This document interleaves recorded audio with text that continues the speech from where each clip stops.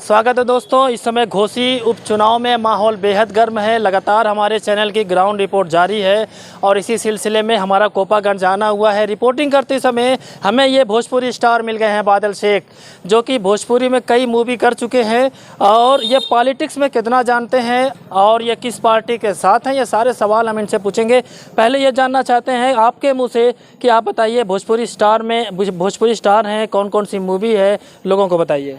देखिए, जहाँ तक हम अपनी परिचय देना चाहते हैं, सबसे पहले कि हम अपने आपके चैनल को मैं धन्यवाद कहता हूँ और अपनी परिचय इस चैनल के माध्यम से मैं अपने व्यूअर्स को देना चाहता हूँ कि मैं दिनेश लाल, खेसारी, पवन सबके साथ काम कर चुका हूँ। मैं स्टार प्लस GTV पे काफ़ी सीरियल्स हमारे हैं और बच्चे हमारे कॉमेडी ज़्यादातर मोबाइल में देखते हैं और बस यही है, सफ़र सिलसिला है जो चल रहा है।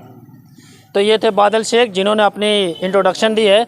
अब मेरा सवाल है कि घोसी जो उपचुनाव हो रहा है, 2019 में भी उपचुनाव हुआ, भाजपा के विजय राजभर जीते, 22 में आम चुनाव हुआ उत्तर प्रदेश का, 23 में एक बार फिर उपचुनाव हो रहा है, यानी 4 साल में कोपागंज घोसी विधानसभा तीसरा चुनाव देख रही है, वो भी विधानसभा का। और इस बार आपको क्या लगता है, माहौल वही है जो पिछली बार था 22 में सपा के साथ, या कोई करवट ले रहा है माहौल? देखिए, सबसे पहले मैं बता दूं कि ये बाय इलेक्शन होने का रीज़न क्यों आखिर बार बार हो रहा है। आपको जो जनता ने जिस भरोसे से चुन करके दिया, जिस पार्टी से, तो आपको 5 साल के लिए दिया, तो 5 साल आपको जनता का सेवा करना चाहिए। आप फिर यहाँ, फिर वहाँ, फिर यहाँ, इसमें जनता का पूरा नुकसान और जनता का पैसा खर्चा होता है। तो सपा में रहते मंत्री नहीं बनते ना, ऐसे भाजपा में जाएंगे जीत के मंत्री बन के आएंगे। तो इसका मतलब ये है कि सपा की सरकार नहीं है, 100 सीट विधायक हैं उनके, तो वो लोग भी छोड़ करके बाय इलेक्शन कराएं। आपका क्या कहना है? सारे विधायक दारा सिंह चौहान तो हो नहीं सकते। बसपा से भाजपा में गए, भाजपा से सपा में आए, सपा से भाजपा में गए, तो सारे नेता तो दारा सिंह चौहान नहीं हो सकते। देखिए, सबसे पहले मैं ये कहना चाहता हूँ दारा सिंह जी को कि ये जो बसपा से, मायावती से जीते, बीजेपी छोड़कर, फिर जीते, फिर भागे, फिर सपा में आए, सपा से जीत गए, जनता ने भरोसा की, तो जनता के ऊपर से ये पानी फिर गई, फिर आ गए, बाय इलेक्शन करा दिए, फिर अब कैबिनेट में जगह ढूंढ रहे हैं। तो इस बार जो जनता का मूड है, कैबिनेट में भी जगह मिलेगी कि नहीं वो तो जनता बता देगी जी। फिलहाल दारा सिंह चौहान जीतने जा रहे हैं यहाँ से। देखिए, आप पूरा कस्बा और पूरा मोहल्ला घूम करके सर्वे कर रहे हैं, भ्रमण कर रहे हैं, आपको खुद ही यकीन हो गया। हम आपके मुँह से सुनना चाहते हैं। देखिए, हमारे मुँह से यकीन ठीक है। मैं ये कहना चाहूँगा कि इस बार के बाय इलेक्शन में सुधाकर सिंह 25 से 30 हज़ार वोट से जनता उनको बहुमत दिला रही। 2019 में सुधाकर सिंह उपचुनाव में ही हारे हैं। देखिए, हारे हैं नहीं, अब वो किसी रीजन से हार गए होंगे तो बात मालूम नहीं, लेकिन वो जीत रहे थे।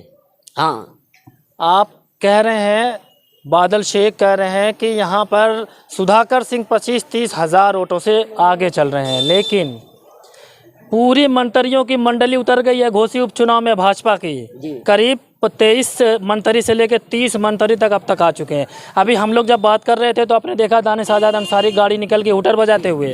देखिए, आपको सबसे पहले मैं बता दूं कि देश के प्रधानमंत्री जो होता है ना, वो पूरे हिंदुस्तान का मुखिया होता है। और किसी राज्य में, किसी सूबे में इलेक्शन होता है तो हमारे देश के प्रधानमंत्री वहाँ दौरा करने लगते हैं। उनकी क्या ज़रूरत है? प्रधानमंत्री का पद गरिमा कुछ होता है, समझ गए। और यहाँ जो बाय इलेक्शन में हम देख रहे हैं कि उत्तर प्रदेश के कैबिनेट के मंत्रियाँ जो होटर बजाते निकल रहे हैं, अभी यहाँ पे 20-25 जनता खड़ी थी, होटर बजाते निकल गए। ये बजाने से क्या फ़र्क पड़ता है? देखिए, जनता में जब आएंगे, जनता को पूछेंगे, जनता को जानेंगे, तब उनके लिए जनता है ना। बादल शेख साहब, हुटर नहीं बजाएंगे तो आप कैसे जानेंगे कि मंत्री जी जा रहे हैं? अरे भैया, वो लोग हवा में पाँव रख के चल रहे हैं, ज़मीन पे रख के थोड़ी चल रहे हैं। ज़मीन पे रख के चले तो जनता का हमदर्द बनेंगे और उनकी दुख सुख जानेंगे ना, ऐसे कैसे जान लेंगे? तो दानिश आज़ाद अंसारी जो हैं वो भाजपा के मंत्री हैं, अल्पसंख्यक मंत्री हैं। उनका लगातार कहना है कि घोसी उपचुनाव में मुस्लिम जो है भाजपा को वोट देने जा रहे हैं। अच्छा, ठीक है, वो अपना क्षेत्र छोड़कर कोपा और घोसी में क्यों दौरा कर रहे हैं?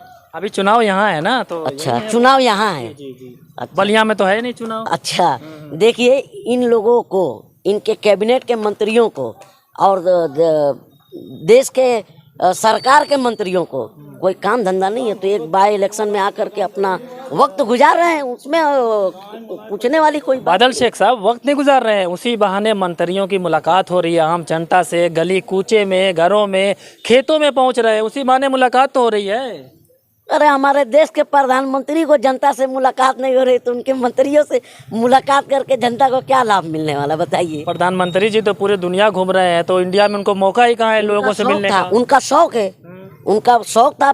शौक नहीं है, वो देश के लिए घूम रहे हैं, देश को दूसरे तीसरे नंबर का मजबूत देश बनाने के लिए घूम रहे हैं पूरे। देखिए हम बता दें आपके चैनल के माध्यम से, हमारे देश का प्रधानमंत्री एक नंबर का झूठा आदमी है, झूठ बोलता है, इतना झूठ बोलता है कि जनता भी उनको पढ़ नहीं पाती है, उल्टा जनता को पढ़ा देते हैं। मोदी जी झूठ बोलते हैं। हाँ, बिल्कुल झूठ बोलते हैं। तो बादल शेख हैं, भोजपुरी स्टार हैं।